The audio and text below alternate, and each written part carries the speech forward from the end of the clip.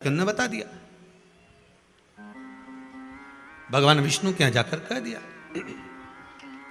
कई लोगों की आदत रहती है, डोंडी पीटने की बड़ी आदत रहती है। साहब मैंने तो ऐसा करा, मैंने तो इतना का दान दिया, मैंने तो इतना का ऐसा करा। अरे डोंडी पीटी क्यों पीटी?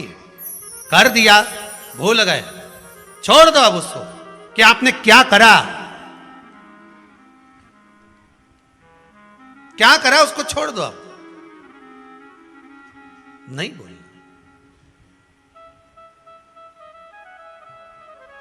तेरा ही दिया मैंने खाया पिया है, तेरा शुक्रिया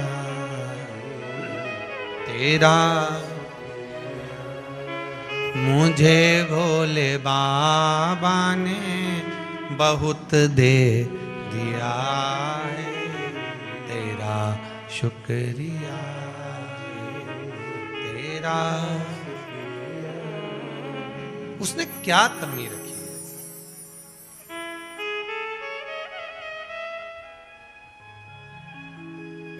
क्या कमी रखी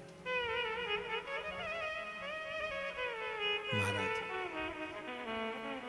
इसीलिए शायद कहते होंगे, मेरा भोला गुलाब को फूल, गोरा मैया कुसुम कली।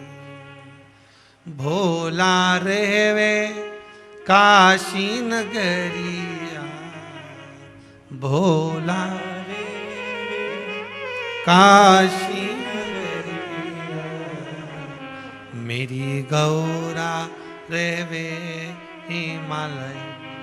महाराज बस वही उसका स्थान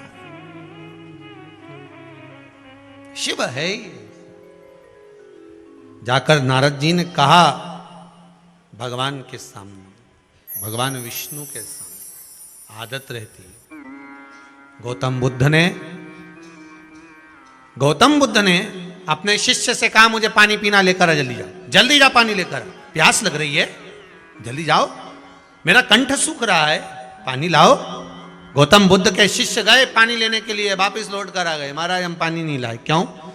मां कोई कपड़ा धो रहा था, कोई बर्तन धो रहा था, कोई अपनी गाड़ी धो रहा था, पानी इतना गंदा था, हम कैसे लेकर आते? वापिस आ गए। गौतम बुद्ध ने कहा, बहुत तेज प्यास लग रही है, पानी तो लाना पड़ेगा, प्यास बहुत तेज लग रही है, जल्दी जाओ, पानी लाओ, जाओ जल्दी से। ठीक है, गए, फिर गए, 4 घंटे हो गए आए नहीं, 6 घंटे हो गए आए नहीं, 7 घंटे हो गए, तब एक घड़ा पानी का भर कर लाए। गौतम बुद्ध ने कहा, इतनी देरी कर दी? शिष्य बोले, गुरुदेव पानी पर से सब कपड़े धोने वाले गए, बर्तन धोने वाले गए, गाड़ी धोने वाले गए, पानी की जो गंदगी थी वो नीचे दबी, मिट्टी नीचे हुई, पानी एकदम जब शांत हो गया तब हम भरकर लेकर आए। हमने इंतजार करा तब जाकर ये निर्मल जल मिला। गौतम बुद्ध ने कहा अपने शिष्य को, बस यही मानव का जीवन है। दुनिया बहुत गंदगी फैलाएगी, कोई काम, कोई लोभ, कोई विषय, कोई आसक्ति, कोई वासना, कोई तृष्णा, कोई निंदा, कोई चुगली, कोई अपशब्द, कोई गाली, कोई ताने। आप जब जल भरने जाओगे, जल मतलब कथा सुनने जाओगे, आप जब सत्संग करने जाओगे, आप जब मंदिर जाओगे, आप जब धर्म की जगह पर जाओगे, आप रोज किटी पार्टी जाओ, कोई कुछ नहीं कहेगा। आप रोज होटल जाओ, कोई नहीं कहेगा। आप रोज एंजॉय करने जाओ, कोई नहीं कहेगा। पर आप जब कथा में लग गए, धर्म में लग गए, सत्संग में लग गए, भजन में लग गए, कथा में जाना चालू कर दिया, तो फिर लोग कमेंट्स करना चालू कर देंगे, ए बताओ ये भी उसके चक्कर में पड़ गई, बस सीहोर वाला के। बताओ, वो तो खुद ढोंगी ठहरा, ले कहने वाले कहीं कम पड़े, मुंह से कहते फिरे, और के आग लगे बस्ती में अपन रहो। दुनिया के लोग कहेंगे, अरे कहाँ चक्कर में पड़ गई, वो टोटका बताता रही है, काम करता रही, ये भी उसके चक्कर में पड़े। लोग तो कहेंगे, उनका तो काम है कहना, क्यों डरे? कोई रोज की जाए उसके कोई नहीं टोकेगा, होटल जाओगे कोई नहीं टोकेगा, पर धर्म की जगह पर जाना चालू कर दो, सत्संग में, भजन में, कीर्तन में, मंदिर में, देवालय में जाना चालू तो करो। तुम रोज रोज मंदिर जाना चालू कर दो तो लोग कहेंगे अपने आप को सती सावित्री समझ रही है। बताओ, रोज लोटा उठा के चल दी, बताओ रोज बड़ी बड़ी व्रत करे, बड़ी आई पशुपति व्रत करे, दुनिया के लोग ताने कसना चालू कर देंगे। इनका काम ही है, ये यमराज के छोरा छोरी पैदा हुए हैं, ये कोई छोटे मोटे हैं। यमराज के छोरा छोरी का काम क्या था मालूम है आपको कि नहीं मालूम? बोलो तो सही। भगवान के छोरा छोरी का काम क्या है? भगवान शंकर के छोरा छोरी का काम क्या है? गणेश जी का काम क्या है? तुम्हें रिद्धि सिद्धि देना, रिद्धि सिद्धि मिलेगी तो भजन करोगे, दान करोगे, पुण्य करोगे, बैकुंठ जाओगे। और यमराज के छोरा छोरी का काम क्या है? तुम्हारी बुद्धि को बदलना। जैसे तुम सत्संग में जाने लगोगे वो तुम्हारे को टांग खींचेंगे, कैसी बन के चल दी, इतनी कथा में जा रही है, अपने आप को धर्मात्मा समझने लगी, ऐसा हो गया।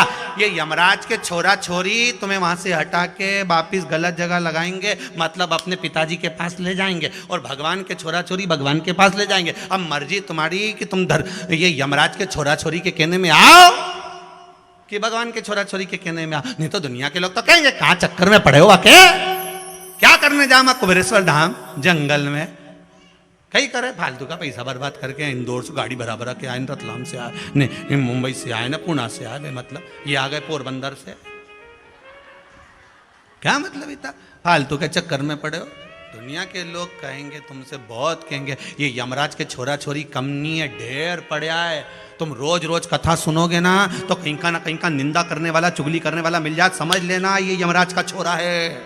तुरंत जैसे ही कहीं का तुम्हारे को बस मना करने वाला मिल जाए, जैसे ही बुराई करने वाला मिल जाए, कहाँ चक्कर में पड़े, कहाँ सी ओर जा रहे हो, वो महाराज के चक्कर में पड़े, वो में तो अकल ही नहीं होता, कथा ही बाचना नहीं आ, समझ लेना यमराज की छोरी है, ब्याह करके इंदौर आ गई, यमराज की है। पहचान, इनके पहचानने का सबसे सुंदर तरीका यही है। एक जगह कथा हो रही थी, एक व्यक्ति ने खड़े होकर पूछ लिया, महाराज जी आप कहते हो कि कथा में 33 कोटि देवी देवता जाते हैं, तो कथा में नारद जी जाते हैं कि नहीं जाते? हमने कहा जाते हैं। तो आप कैसे पहचानोगे कि नारद जी कथा में आए? आप पहचानोगे कैसे कि नारद जी कथा में आए? हमने कहा नारद को श्राप लगाए कि तू एक जगह नहीं बैठ सकता, जो बार बार जाए, बार बार आए, फिर जाए, फिर आए, समझ जाना नारद भरा गया है। तुरंत पहचाना जाएगी, उसमें कौन सी दिक्कत वाली बात है, पहचानना तो अपने हाथ में। तो जो तुमको निंदा करता मिले, शंकर जी की निंदा करे, शिव महापुराण की निंदा करे, भगवान की निंदा करे, भजन की निंदा करे, धर्म की निंदा करे, हिंदू धर्म की निंदा करे, शास्त्रों की निंदा करे, जो तुम्हें निंदा करता मिल जाए, चाहे कोई विद्वान से विद्वान भी क्यों ना हो, समझ जाना यमराज की औलाद है, यमराज का छोरा है, यमराज की छोरी है। जो भगवान की निंदा करता दिखे, समझ जाना ये अपने पिताजी के पास ले जाए। हमें नहीं जाना, हमें भगवान के करीब नहीं जाना, हमें भगवान के पास। जैसे आपसे बार बार कहते हैं कि भगवान शंकर से एक प्रार्थना जरूर करना, इस कार्तिक के महीने में मेरे कुबेरेश्वर महादेव से, महाकाल राजा से, विश्वनाथ से कहकर जाना कि बाबा मेरे जीवन में एक बार धन ऐसा देना कि मैं भी दोनों हाथों से लुटाकर इस शिव महापुराण की कथा को करवा सकूं। बाबा से ही विनती कर कर जाना। और इतना विल पावर अपना मजबूत होना चाहिए, इतनी प्रबलता होना चाहिए, आपका विश्वास इतना दृढ़ होना चाहिए, सबसे कहना मुझे बाबा देगा और ऐसा देगा कि एक बार शिव महापुराण की कथा जरूर करवाऊंगा, इतना मुझे देगा, ये मुझे विश्वास है, ये मुझे भरोसा है, ये मुझे दृढ़ता है। छोटा मोटा विश्वास लेकर मत जाना। अरे किसी के पास जाओ ना तो उसके पास में जरा भारी बनकर जाना है, ऐसे हल्के बल्के बनकर नहीं जाना है। एक राजा ने कह दिया मेरे नगर में कल डोंडी पिटवा दो, सारे नगर को सूचना करा दो कि मेरे नगर में जो जिस वस्तु को छुएगा वो उसकी हो जाएगी। सारे नगर के लोगों ने तैयारी कर ली, सुबह उठते से मैं तो राजा का रथ छूंगा, कोई के मैं घोड़ा, कोई सोचे हार, कोई के धन, कोई के महल, कोई के दौलत, कोई के अटारी, कोई के जमीन, कोई के पुष्प वाटिका सारा, तो कोई के राजा की रानी सुंदर में उके छू लूंगा।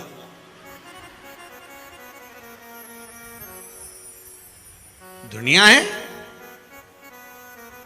सबने तैयारी करी, सवेरे जैसे गेट खुला सब राजा के महल में चले गए। कोई कुछ छू रहा, कोई कुछ छू रहा। राजा ने कहा देते जाओ देते जाओ देते जाओ देते जाओ।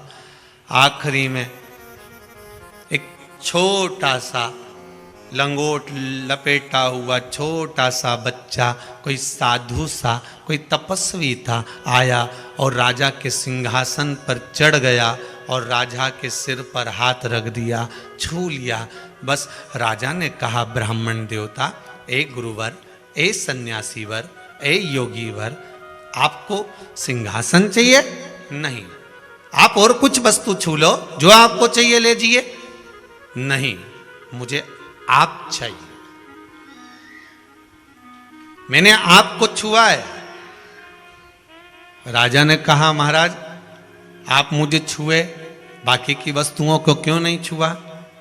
संत योगी सन्यासी तपस्वी कहता है जब राजा ही मेरा हो जाएगा तो वस्तु तो वापस इकट्ठी हो जाएगी। राजा मेरा होना चाहिए जिसकी आज्ञा चलती है। राजा मेरा होना चाहिए जिसकी आज्ञा चले। एक बार ताली बजाए तो सेना सामने। उन्होंने ये नहीं किया कि सेना को छू ले, तुम्हें जो चाहिए वस्तु वो छू लीजिए। अब राजा को उसने छू लिया। अब राजा कह दे कि मुझे ला कर दो, राजा कह दे कि वापस दर दो, तो ये तो राजा के ऊपर आधारित है। तो राजा को अगर छू लिया तो राजा तुम्हारे कहने पर। उसी तरह हमें कहीं नहीं जाना।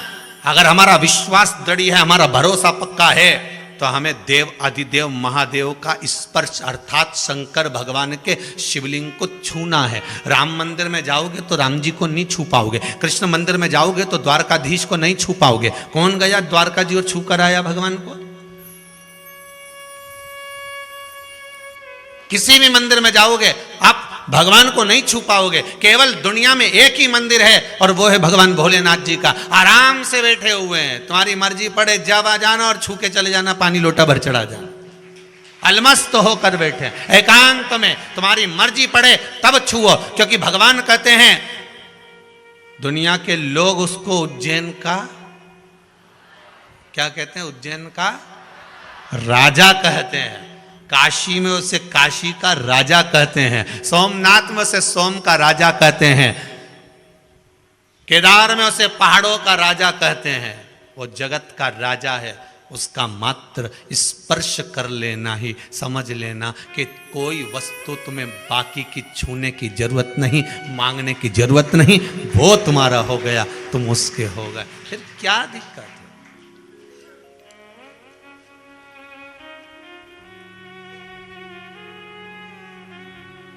फिर क्यों सोचना?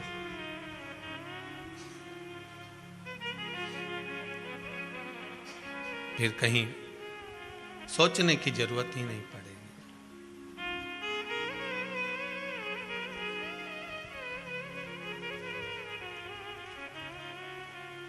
मैंने लाखों सहारे छोड़ दिए, बस तेरा सहारा। हे भोलेनाथ, हे शंभु त्रिकालदर्शी कैलाशी अविनाशी, हे शिव। सहारा किसी का मिले ना मिले। बाबा संसार सागर में जन्म लिया है, समस्याएं बहुत हैं पर समाधान तू ही है। करुणा सागर शंकर की दया। जब राजा स्वयं आपका हो जाएगा तो फिर किसी वस्तु को छूना पड़ेगा क्या आपको? नहीं ना, किसी वस्तु को छूने की जरूरत भी नहीं पड़ेगी। अगर एक बार राजा आपका हो गया, एक बार आपने अगर स्पर्श कर लिया भगवान शंकर के स्वरूप को, भगवान शिव को एक बार स्पर्श कर लिया, फिर किसी वस्तु को छूने की जरूरत नहीं, आपको स्वतः मिल जाएगा।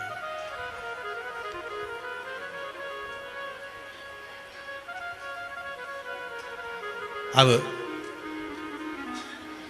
हम संसार की वस्तुओं को छूने का प्रयास करते हैं और भगवान कहते हैं कि तुम मुझे एक बार छू कर देख, एक बार मेरा स्पर्श कर दे। जब एक बार तूने मुझे छू लिया, स्पर्श कर लिया, फिर कहीं जाने की जरूरत नहीं पड़ी।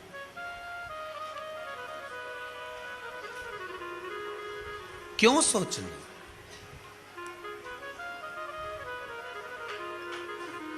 हरि दया की न होती जो आदत तुम्हारी, तो सुनी ही रहती अदालत तुम्हारी। गरीबों के दिल में जो जगह तुम न पाते, तो किस दिल में होती इबादत तुम्हारी। कौन पूछता?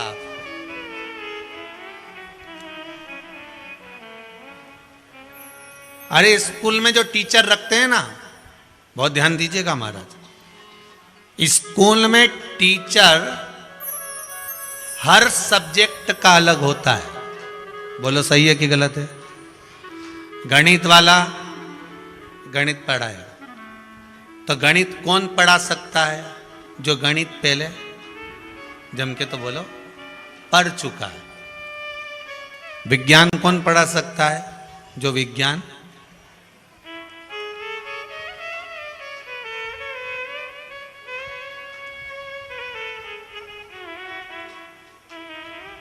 जो पढ़ चुका है वही तो पढ़ाएगा। भले बच्चे कह दें, बच्चों के मन में भले आए कि हमने पढ़ाई करी, पर वो कहते ना, मैडम आपकी कसम सारी रात पढ़ते हम, फिर भी आते नंबर कम, बताओ क्या करें हम। अब करे तो करे क्या? पहला पेपर है हिंदी, उसमें आती है बिंदी, अब करें क्या? दूसरा पेपर है विज्ञान, जिसमें नहीं हमें ज्ञान। अब ध्यान आवे तो जो गणित पढ़ा हुआ होगा वही तो गणित पढ़ाएगा। जिस क्लास में तुम पढ़ रहे हो वो क्लास उसने निकाल दी है, और गणित पढ़ाते पढ़ाते पढ़ाते पढ़ाते इतना रम गया कि वो क्लास में आता है, कलम उठाता है और ब्लैक बोर्ड पर लिखना चालू कर देता है और तुम्हें समझाता है कि तुम ऐसा करना।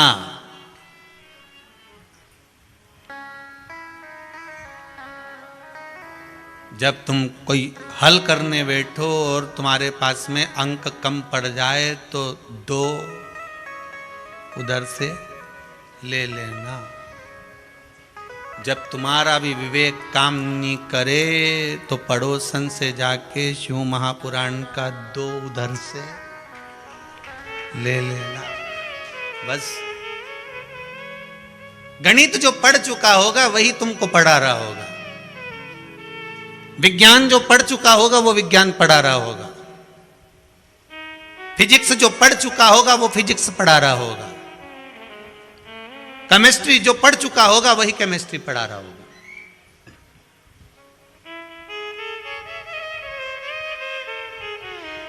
तो हमको तो ये लगता है वेद व्यास जी ने इतनी सारी चीजें, इतनी सारी बातें शिव महापुराण में लिखी है, मतलब ये पहले प्रयोग करके देख चुके हैं, इसलिए उन्हें लिखकर तुम्हारे पास में भेज दी।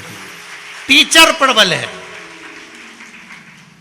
और टीचर अगर पक्का है, जिसने पढ़ाया लिख दिया, कई कई टीचरों ने अपनी अपनी किताब भी लिखी है, तुम पढ़ कर देखना, उसमें लिखा रहता है डॉक्टर, उनने ये किताब लिख दी, उनने वो किताब लिख दी, उनने ये लिख दिया, उनने तो उनने लिखी, मतलब पहले उनने पढ़ाई करी, पढ़ाई करने के बाद उन्होंने अध्ययन करने के बाद अपने जीवन में उतार लिया कि हाँ इसके करने से ये फल होगा, ऐसा करा जाएगा तो उससे ये मिलेगा। भगवान शंकर को काली तिल चढ़ाने से ये होगा, काली मिर्च चढ़ाने से ये होगा, भगवान शंकर के शिवलिंग का निर्माण करने से ये होगा, भगवान शंकर को बेलपत्र चढ़ाने से ये होगा, भगवान शंकर को जल चढ़ाने से ये होगा, भगवान शंकर को दूध चढ़ाने से ये होगा, पंचामृत चढ़ाने से ये होगा। उन्होंने पहले प्रयोग कर कर देख लिया। मतलब टीचर सब चीज हल करके देखता है, उसके बाद तुम्हारे सामने आता है। कोई ऐसे ही कोई स्कूल में रख लेता है जो तुम्हें पढ़ा रहा है, कोई ऐसा ही होगा।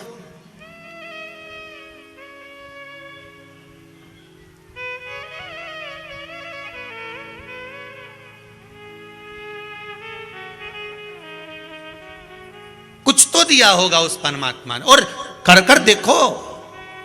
उस टीचर ने लिखा, वेद व्यास जी ने इस पोथी को लिखा तो पूरा अनुभव कर कर लिखा, पूरा अनुभव।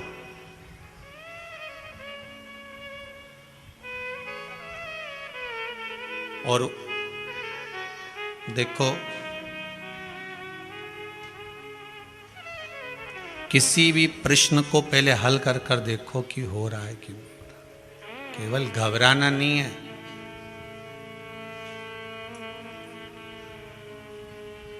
केवल घबराना नहीं है।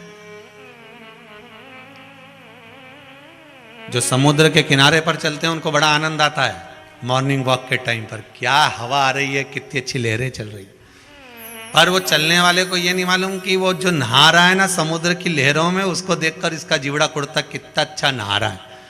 पर जो नहा रहा है उसके मन में आता है कि मैं नहा तो रहा हूं, परंतु एक वो अंदर गोता लगा रहा है समुद्र के अंदर, उसको कितना मजा आ रहा होगा। जो गोता लगाना चालू करा तो उसके मन में आया एक बिल्कुल नीचे तक जा रहा है और इतनी नीचे पहुंच गया कि वहां से सीप में से मोती लेकर आ रहा है। बस हमें भी वही करना है, केवल किनारे तक नहीं रहना। केवल शिव महापुराण को केवल यहां से सुनी, यहां से निकाल दी, बच्ची कुछ ही थी, कपड़ा में से झटकार दी। घर पहुंचे तो लोगों ने पूछा क्या गई थी, कहां गई थी? सियोर गई थी। क्या करने? कथा सुनने के लिए। क्या लेके आई? खिचड़ी का प्रसाद।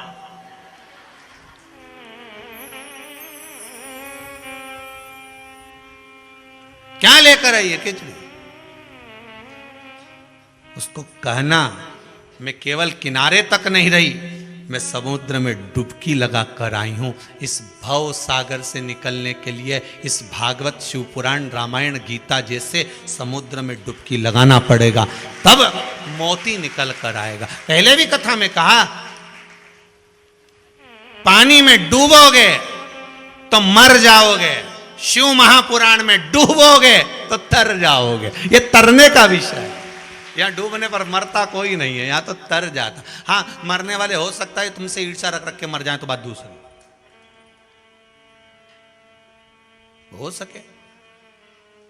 इसमें पत्र में लिखा है किसी माता ने, बहुत सारे पत्र हैं, इसमें लिखा है किसी बहन ने कि गुरुदेव पहले कुछ भी नहीं चलता था और अब धीरे धीरे चलना प्रारंभ हुआ है, तो ऐसा लग रहा है कि किसी की नजर हमें लग रही है। तुम्हें नजर से क्या करना? तुम्हें क्या करना नजर से? कभी मुर्दे को नजर लगती है? बोलो तो सही। नहीं, मुर्दा जब जाता हो शमशान में तो उसकी नजर उतार के राई, नॉन, मिर्ची से उतार के, रुक जा जरा, रुक जा, अभी मत ले जा, इसकी नजर उतार दे दो, कितना जोरदार लग रही है, रुको जरा। अंदर गई ने मिर्ची लाई, ने नॉन लाई, ने नमक लाई, और फिर नजर मजर उतार के फिर शमशान में भेजा, और शमशान में भी रख के भेज दी वही राई, नॉन, मिर्ची की, वहां भी उतार देना है एक बार, हो नजर लग जाए तो किसी की। जब शिव पास में है, शंकर अगर तुम्हारे साथ में है तो किसकी नजर लगेगी? भूतों का राजा तो अपने साथ, भूत अधिपति, नजर लगा के तो बता एक कहीं का कुछ नहीं करेगा। एक ही बारात में जितने गए थे नहीं, उनमें से एक कोई भेज दिया नहीं। वो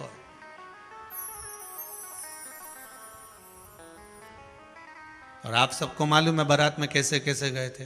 किसी के 12 हाथ, किसी के हाथ ही नहीं, किसी की छाती तो मुंह ही नहीं, गर्दन ही गर्दन, और किसी किसी का इतना इतना शरीर तो नीचे से गायब ही हो गया, किसी का पांव नहीं तो रेंग के चल रहा। कितना विचित्र।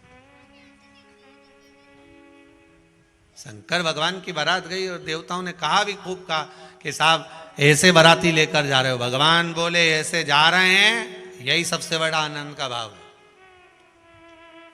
तुम्हारे यहां सब वीआईपी को बुलाते हैं, हमने इनके ही बुलाया। तो शादी में ये क्या काम करेंगे? शादी में तो अच्छा काम का व्यक्ति होना चाहिए।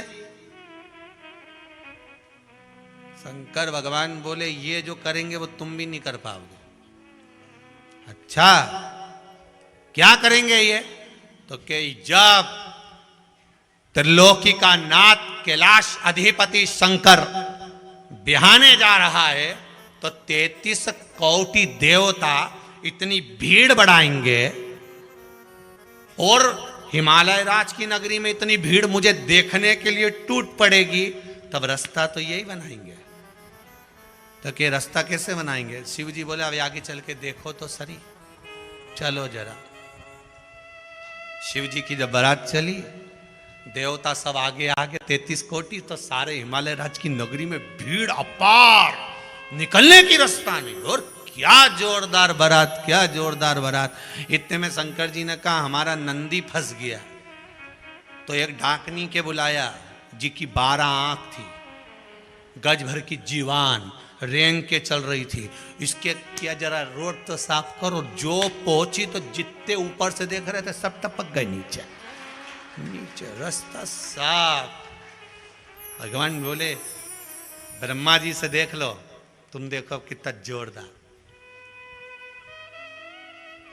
इतनी जल्दी कोई रास्ता साफ कर सके?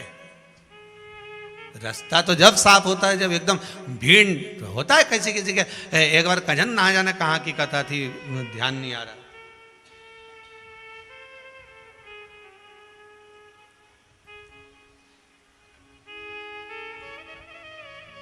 ध्यान नहीं आए। हैदराबाद के श्याम मंदिर, खाटू श्याम मंदिर की कथा, चप्पल बाजार में है।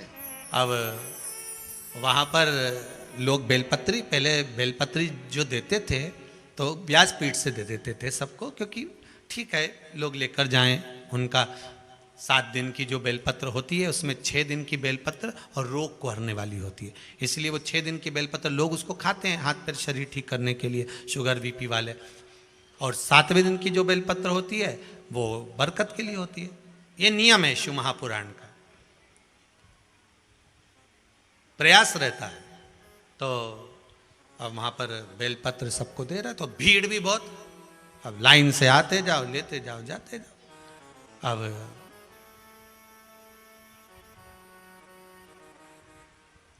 एक माता जी को ऐसा लगा कि अपना तो नंबर ही नहीं आएगा। पीछे थी वो, बहुत पीछे। अब उन्हें क्या राम जी लीला रची, और उनके तो आ गए महादेव।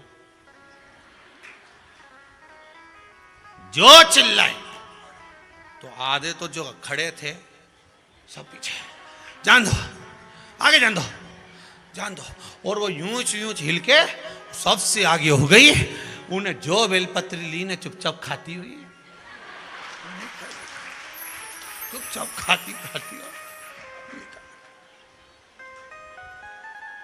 अब हमने आशीष से कहा, हमने गजब की टेप, गजब। इससे मालूम पड़ता है कि ये हैदराबाद है। इससे ये मालूम पड़ गया कि चतुर बहुत है महाराज, बहुत। और उन्हें बेलपत्र ली और खाते खाते निकल गए।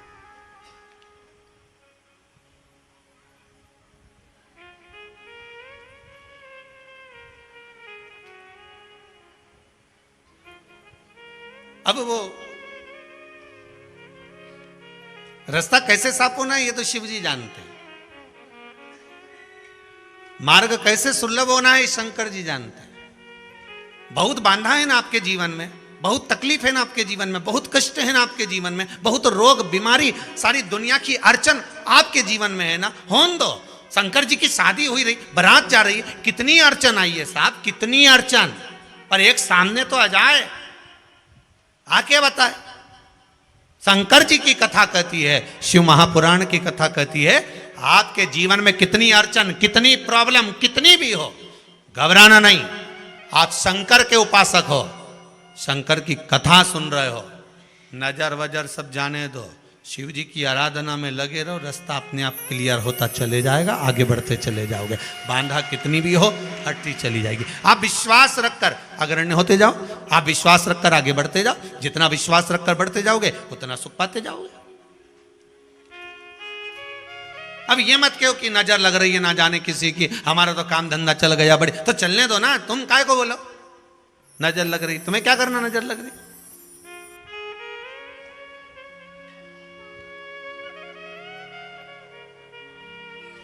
और इतना लोगों की दुकान चले उनके नहीं लगे, तुम्हारे ही लगे नहीं। ये सब विचार निकाल दीजिए, तुम तो बस भगवान की भक्ति में लग जाओ, भगवान की भक्ति। पर नजर का चक्कर में एक बार इंदौर में कथा बाची, अपना पैलेस में कथा थी, बहुत पहले की बात है। अब वहाँ कथा में हमने श्रीमद् भागवत में कह दिया कि यशोदा मैया लाला की नजर उतारी थी, गाय के बछड़े की पूंछ पकड़ी, ऐसी 21 बार घुमाई, बछड़े में धब दी, बछड़ा भाग गया, समझो नजर भाग गई। यशोदा जी ने उतारी थी। अब हमको क्या मालूम था, एक अम्मा सीख के चली गई, उन्हें अपने छोरा की उतारी। अब जो छोरा की उतारी तो गाय ने सींग मार दिया। अब वो एम बाय हॉस्पिटल में पड़ी रही। अब जजमान बोले साहब, वो अम्मा आती थी ना, वो आगे आगे बैठती थी, वो के गाय ने सींग मार दिया, तो वो एम बाय हॉस्पिटल में पड़ी। हमने कहा चलो मिल के आ जाए। अब वो गाड़ी में बैठ के उससे मिलने गए तो हमने कहा अम्मा हर हर महादेव। अम्मा बोली आग लग जाए। अब हमने तो कहा, अपन तो प्रेम बस बोले कि हर हर महादेव, अब क्या आग लग जाए। हमने कहा अम्मा क्या हो क्या गया? अरे तुमने किया था कि गाय की पूंछ पकड़ के ऐसी नजर, गाय ने सींग मार दिया। हमने कहा अम्मा हमने तुमसे ये थोड़ी ना कहा था कि तुम गाय से नजर उतारो, वो तो यशोदा कन्हैया की उतारी थी, तू गाय को उतारने गई? कई लोग उल्टा पुल्टा कर लेते हैं, उनके मन में वो कथा तो सुने पर ये ध्यान नहीं रखे कि करना क्या है, उसको सही तरह से करोगे तो और वो जो यशोदा जी कर सकती हैं वो आप कर सकते हो क्या? कौन कर सकता? अब विश्वास अगर दृढ़ी है, वो ब्राह्मण का विश्वास दृढ़ी था, बहुत दृढ़। और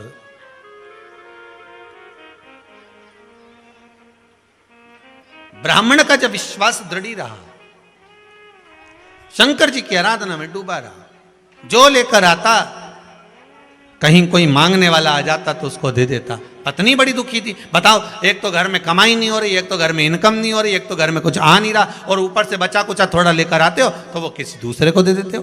पत्नी भी दुखी। पर पत्नी कभी अपने पति को नहीं कहती थी कि तुम दान मत करो, कि पुण्य मत करो, कि सत्कर्म मत करो, कि तुम ये मत करो, कभी नहीं कहती थी। उसका एक फर्ज था, करो, ये शरीर जब तक चल रहा है दोनों हाथों से दान करते रहना, पुण्य करते रहना, भजन करते रहना। ना जाने परमात्मा ने इस बार क्यों दिया, ये मानव शरीर दिया क्यों दिया, इतना धन दिया क्यों दिया। भगवान अगर कटोरा पकड़ा के 4 बत्ती चौराहे पर छोड़ देता तो ये भगवान ने कृपा कर कर थोड़ी सी संपदा दी है, तो इसका प्रयोग कर लीजिए, सदुपयोग कर लीजिए, और उसका प्रयोग जब करोगे तो जीवन का सुख प्राप्त होगा।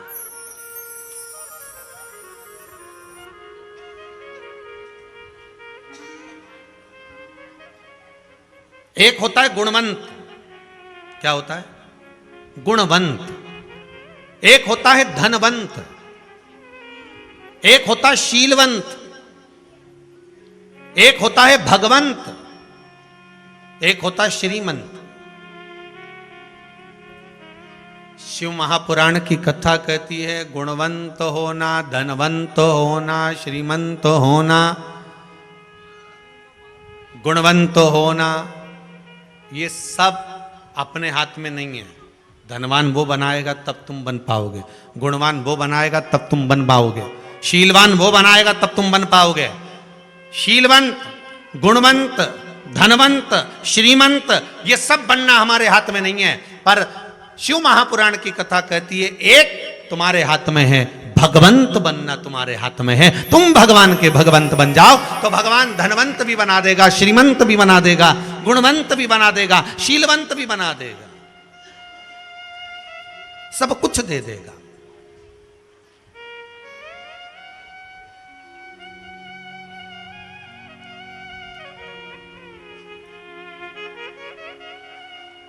जब भगवान रूपी रतन मिल जाएगा तो धन कहां ना जाएगा। एक छोटा सा गरीब व्यक्ति, एक गरीबड़ा अगर कुछ गलत काम करे ना तो लोग कहते हैं बताओ उनके छोरे ने यह कर दिया। और बहुत सेठ वाला व्यक्ति, बहुत पैसे वाला व्यक्ति और छोटा व्यक्ति अगर मदिरा का भी पान करे, मदिरा का भी पान कर ले तो लोग कहते हैं बताओ उसने मदिरा पी ली। और बड़ा व्यक्ति अगर मदिरा का पान करे, वो तो बड़े घर के हैं साहब, अब उनके तो फैशन है, वो तो सब चले होए। एक व्यक्ति डॉक्टर साहब के पास गया, डॉक्टर साहब मेरा दांत बड़ा दुख रहा है। डॉक्टर साहब बोले चेक कराओ। चेक कराए, देखो दांत पूरे ही खराब हो गए हैं, निकालना पड़ेगा।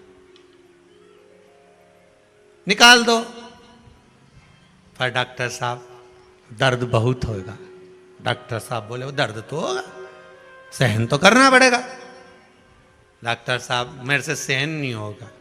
तो डॉक्टर साहब बोले तुम्हारे जीवन में, अच्छा ये बताओ दर्द नहीं हो, तुम ऐसा कुछ जीवन में कभी पहले कहीं चोट लगी हो और दर्द, तो क्या हाँ एक बार पी के जा रहा था, गाड़ी से गिर गया, तब दर्द नहीं हुआ था। डॉक्टर साहब ने अपने कंप्यूटर को बुलाया, चलो एक